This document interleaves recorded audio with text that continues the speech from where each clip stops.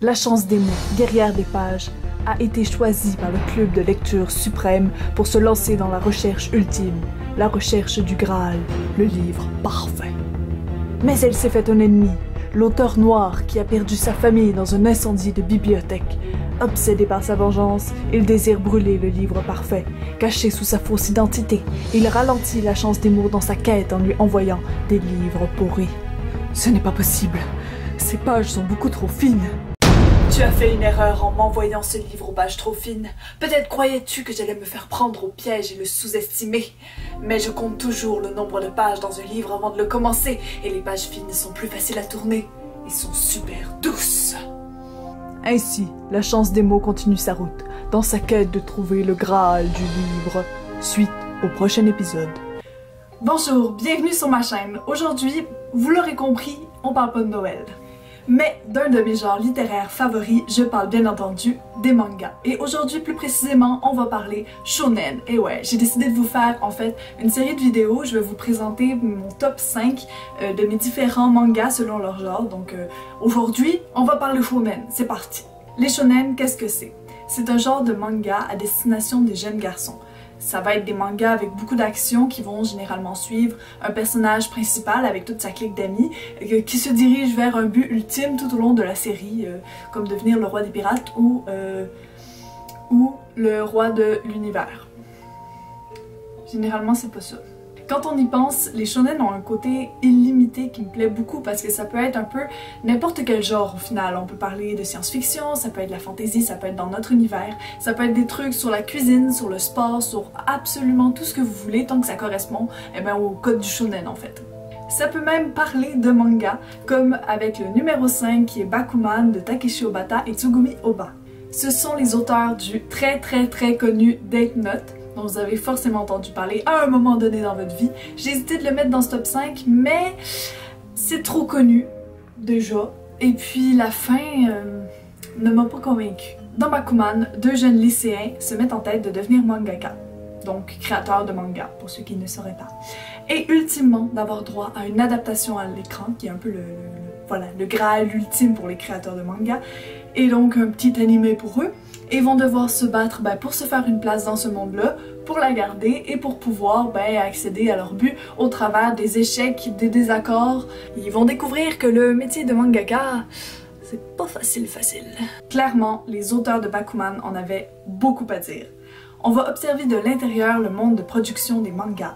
On va observer la pression qui est mise sur ceux qui réussissent pas à avoir le succès voulu, mais surtout sur ceux qui réussissent à l'avoir et qui se voient en quelque sorte dépossédés de leur histoire, que les éditeurs veulent les tirer le plus possible tant que ça a du succès et qui souvent dénaturent le but en fait que les auteurs voulaient donner à leur histoire. Ils vont nous parler de compétition entre les mangaka, parfois saine, parfois pas, du métier d'éditeur, de l'acte de création, mais aussi du duo entre un scénariste et un dessinateur.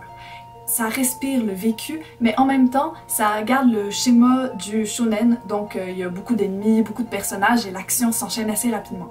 Si vous vous intéressez au manga, si vous aimez ce duo de mangaka, ou tout simplement si vous avez envie d'explorer un shonen pas très classique, je vous conseille vraiment de foncer. Numéro 4, Hikaru no Go. C'est le même dessinateur que dans Bakuman, Takeshi Obata, qui vraiment a un don pour flairer les bons coups, et cette fois-ci ça va être une scénariste, Yumi Ota. Ce qui me fascine avec les shonen, c'est qu'ils peuvent nous faire aimer n'importe quoi.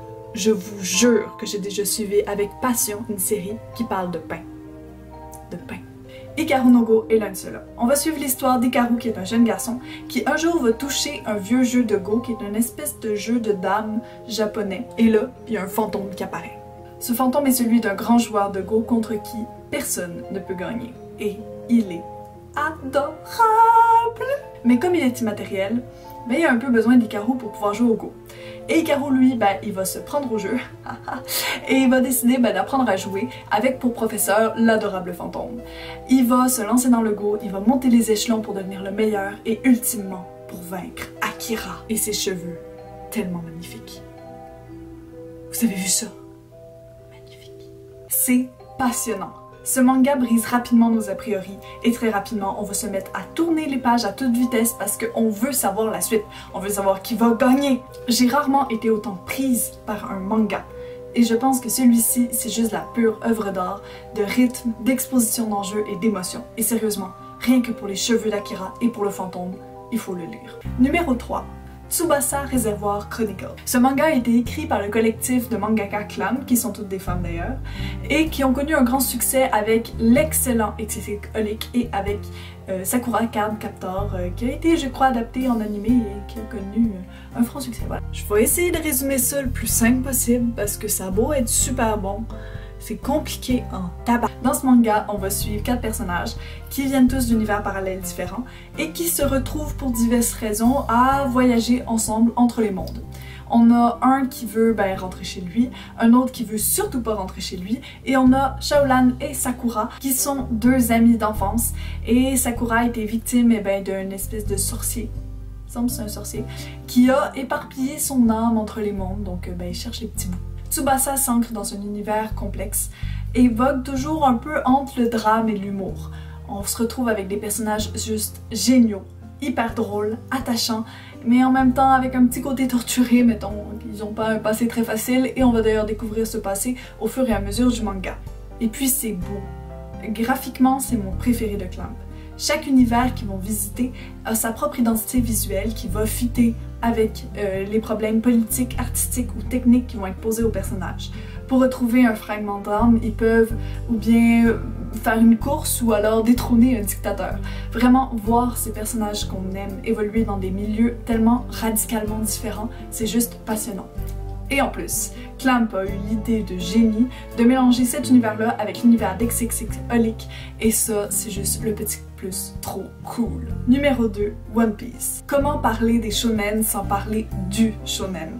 One Piece, c'est plus de 80 tomes et ça a connu un succès monstre au Japon, comme un petit peu partout où ça a été publié.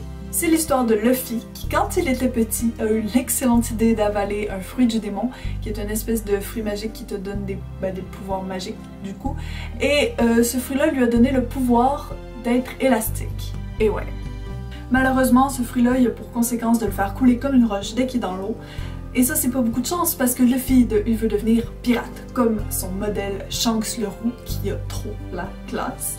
Mais tant pis, il décide de partir en mer quand même et il va peu à peu se former un équipage et se trouver un bateau pour devenir le roi des pirates.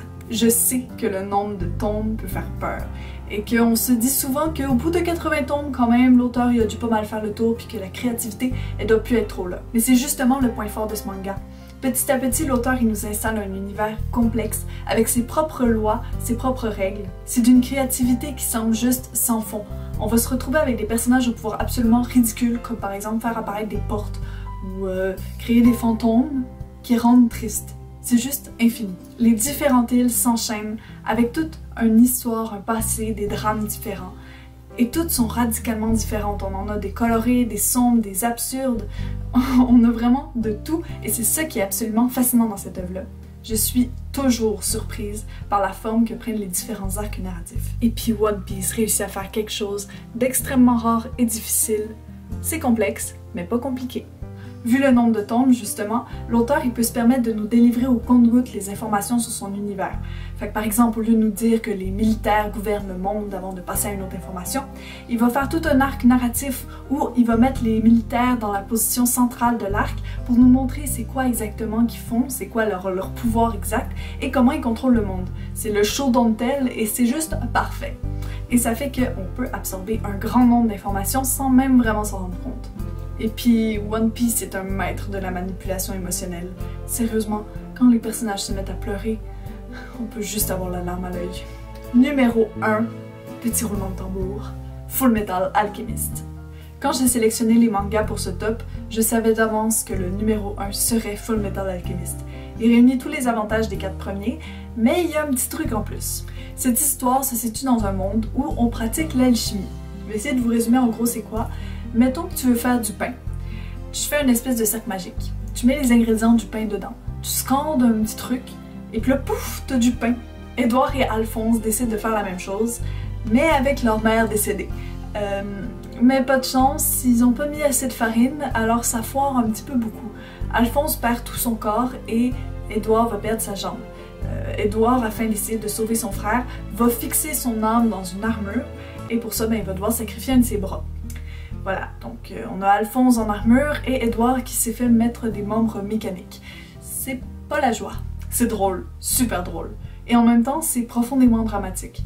On se retrouve dans un univers bien campé et intéressant, mais ce qui nous intéresse vraiment, c'est l'alchimie et ses utilisations possibles. Mais c'est surtout les catastrophes qui vont suivre quand il y a une utilisation abusive de ce pouvoir-là. C'est juste passionnant. Les questions soulevées par ce manga sont souvent vraiment graves, comme la guerre, l'injustice ou les enfances brisées comme celle d'Al et Ed. Mais on parle aussi d'amitié, d'amour, de compassion et d'empathie, et ça fait du bien. Puis les personnages, je les aime tous! Les deux frères sont particulièrement attachants, mais surtout Al, qui au final dans sa grande armure c'est juste un enfant gentil et doux. Et puis on prend un grand plaisir en fait à essayer de les comprendre, même les méchants, surtout les méchants d'ailleurs. Et c'est ça qui rend le truc tellement intéressant et addictif. Puis le dernier point positif qui m'a complètement séduite, c'est qu'en terminant la série, j'ai eu juste l'impression que tout était calculé. Et je pense d'ailleurs que c'est le cas. Et quand on termine, on a une impression de complétion, que tout était fait pour être comme ça. Et puis le manga n'a pas souffert de ces rajouts d'épisodes souvent inutiles pour faire durer le truc qui ont traversé malheureusement beaucoup d'autres mangas. La mangaka, on a l'impression qu'elle avait le contrôle sur sa série et ça fait juste trop du bien. Voilà, c'était la vidéo sur mes 5 shonen favoris. J'espère que vous avez aimé. N'hésitez pas à me dire en commentaire c'est lesquels vos 5 shonen favoris. Comme c'est la dernière vidéo avant les fêtes puis que je pense pas avoir le temps d'en faire une la semaine prochaine, j'en profite pour vous souhaiter un excellent Noël plein de tendresse et une super année. Je tiens à vous remercier pour cette année en votre compagnie. Vous êtes juste géniaux. À la prochaine. Au revoir. Ça fait pas une super miniature, ok? Ma tête est trop ronde, ça c'est pas. Faut que je fasse comme un geste de...